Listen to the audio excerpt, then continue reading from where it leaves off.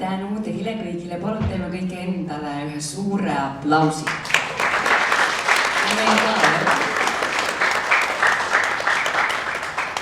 Meil on olnud äärmiselt põnev elada kaasa teie näitlemisele, teie pingutustele, teie nautimisele, et te olete suutnud seda nautida, mida te teete.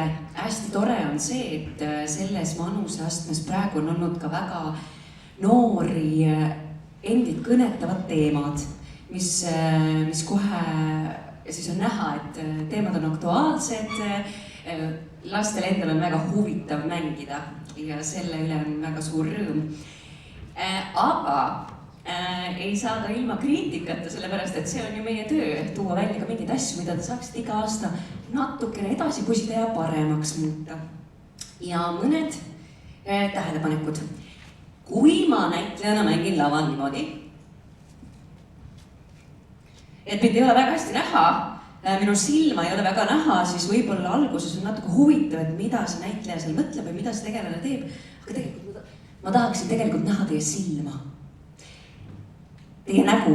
Ja see ei tähenda, et ma pean olema näoga saali alati, aga võiks olla nii, et kõik juuksed, neid oli väga paljusid, võiksid olla kõrva taga või kuidagi kinni. See on esimene asi. Meestel ka. Meestel ka, jaa, just täpselt. Ja selleks, et minu arust üks hea mõte oleks teha niimoodi, et te käite kordamööda vaatamas saalis, kuidas te mängite.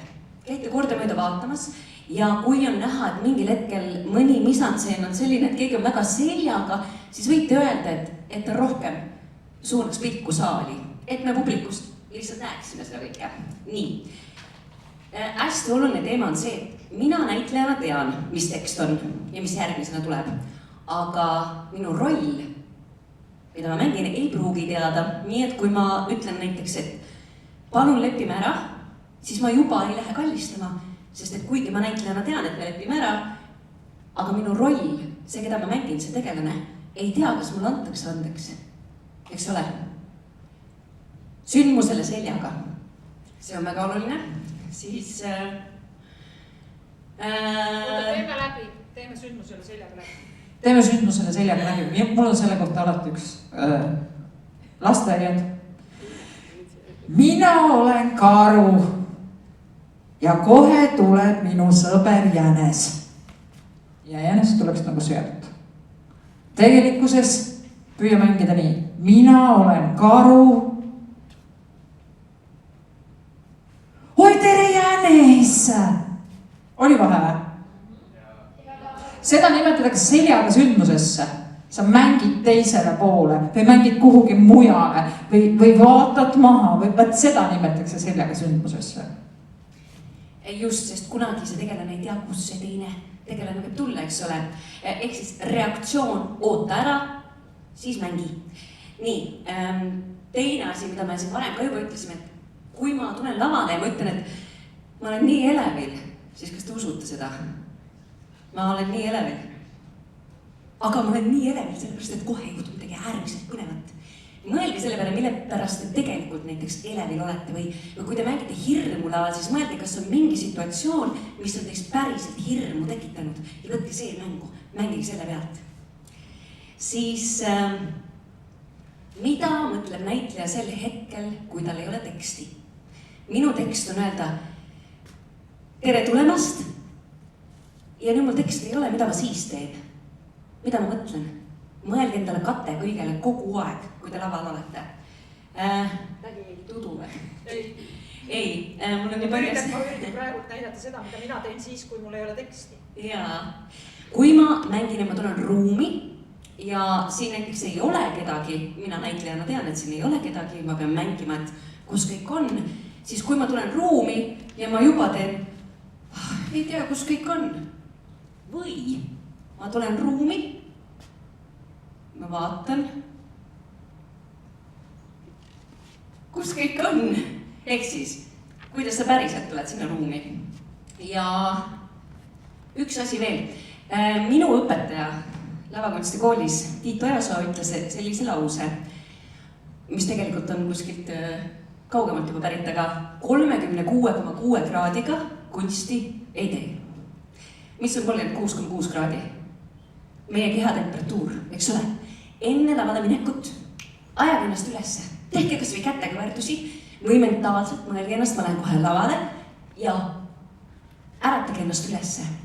Ja siis on teil lihtsam minna mängima ka väga aeglast tegelast, aga see kannab palju rohkem. Sellised mõtted minu poolt. Ma annan edasi praegu teile. Et tegelikult need, mida Kärt just ütles, lähevad kõik. Iga viimne asi läheb kokku ka nagu minu märgetega. Et konkreetselt ma juurde ei too sellist konkreetse näitega tee midagi paremini, aga ma kommenteerin helikasutust.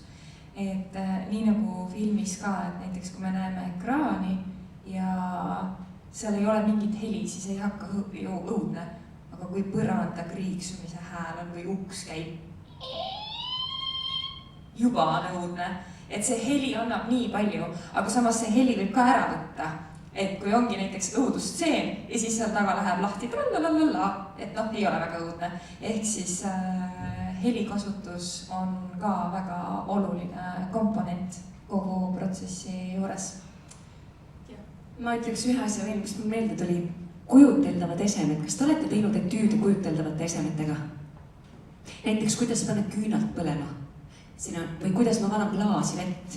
Mina võtan siit kannu, ma valan siia klaasi vett, see kann on raske, eks ole. Ta on raske, kuidas ma panen selle tagasi ja kuidas ma joon. Ja kuidas ma nüüd teen seda ilma nende esemeteta. Ehk siis harjutage, kui on kas kokkamine või tahvli peale kirjutamine, siis ma väga soovitaks harjutada päriselt seda tegevust kordi ja kordi ja kordi ja kordi, kuni see on käe sees, nii et kui sa võtad kujuteldava kannu, siis see on päriselt ka raske ja kuidas sa siis seda valad, et seal on raskus sees ja paned tagasi. Ma ei ole seda harjutanud praegu, aga kui ma harjutaks, ma oleks väga hea selles. Ja siin viimaseks, see minu ikka see, mis on seen, on selline asi. See tähendab seda, et kui inimesed on kõik ühel kõrgusel, siis saalis inimesel hakkab igav.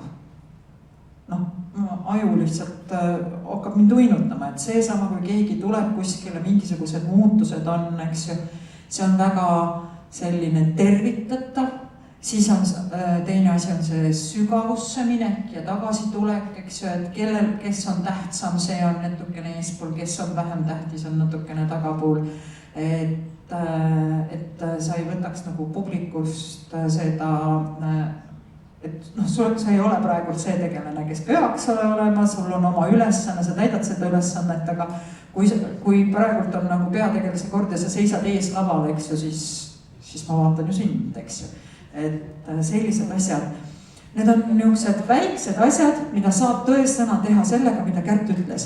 Mine saali, vaata. Meil kõigil on mobiiltelefonid. Filmi ja pärast vaata.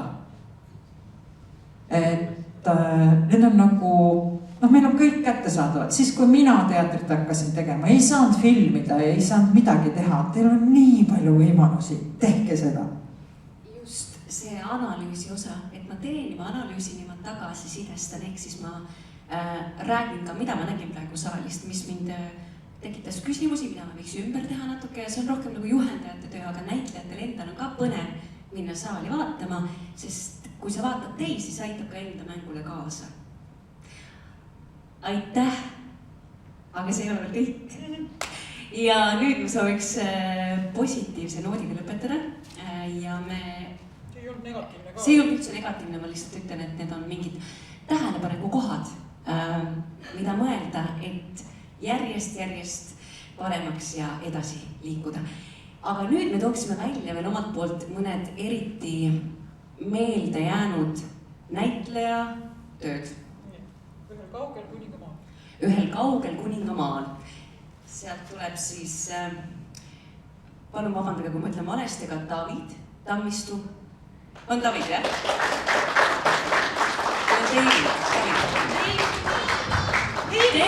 David, palun tule siia. Palju õnne. Palju õnne. Käsi. Järgmine Lilian käsi. on sul selle. Nii. Lilian Simo.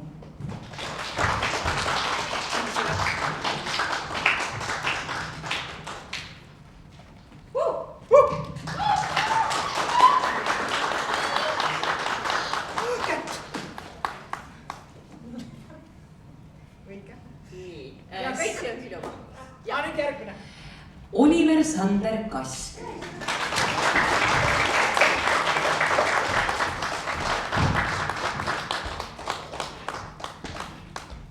palju õnne. palju õnne. palun.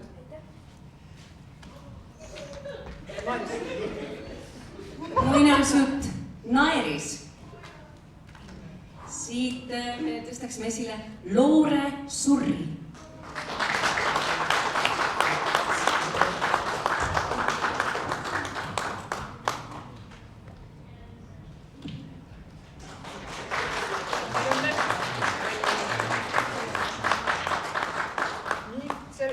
Järgmine. Rasmus Möldre.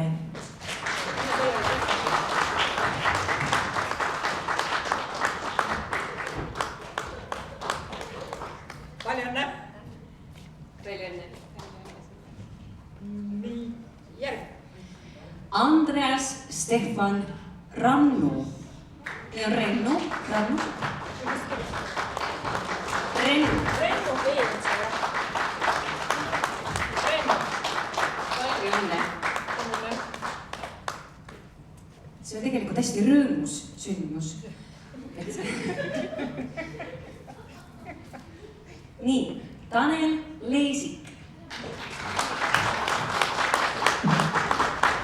ei pea üldse häbenema, kes siia tulevad. palju õnne. palju. nii. ja valgusmees meile väga meeldis, väga hästi valgustatud. nii. see oli meil ja selle nimi oli nüüd meil Pealtnägija. Pealtnägija. ja siit me toome välja Elisabeth Haosaare.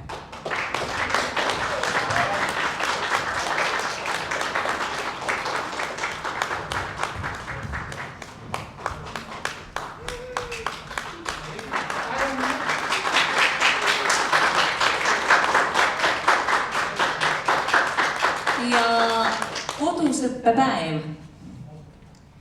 Kaarel Kristoffer Kerge.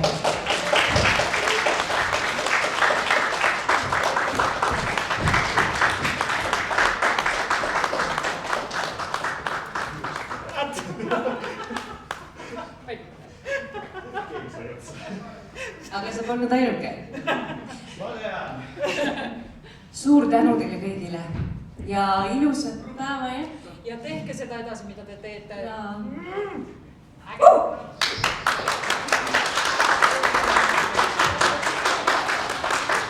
suur tänu kõigile täna siia saali tulemast ja tulge homme jälle, meil on homme terve pikk päev teatrit veel.